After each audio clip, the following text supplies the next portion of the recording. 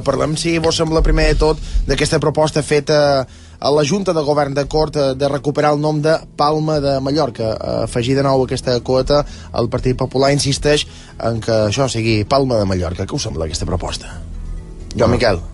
Bé, jo estic estorat d'aquesta proposta perquè crec que és una qüestió que vull dir, no sempre s'acusa els partits d'obrir debats innecessaris que en coses a més delicades.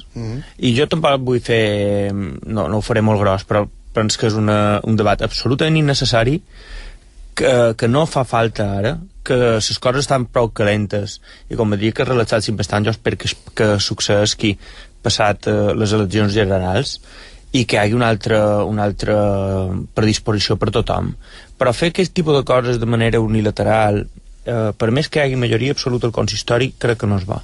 I a més no es sustenta, jo crec, amb res del que ha dit el Batlle, ni es sustenta per la tradició, que no sigui la tradició dels estrangers o de la gent de fora, ni es sustenta en res més que... També assegurava el portaveu Julio Martínez que és també per recomanació de tècnics.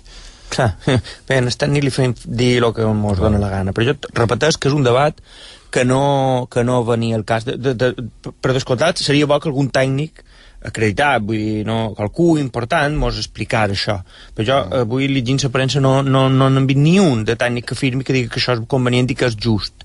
I a part, malament ho fos, és una cosa que cada més té un consens important, i crec que obrir aquest debat ara, amb la que està caiguent allà de fora, crec que és absolutament innecessari i no importava.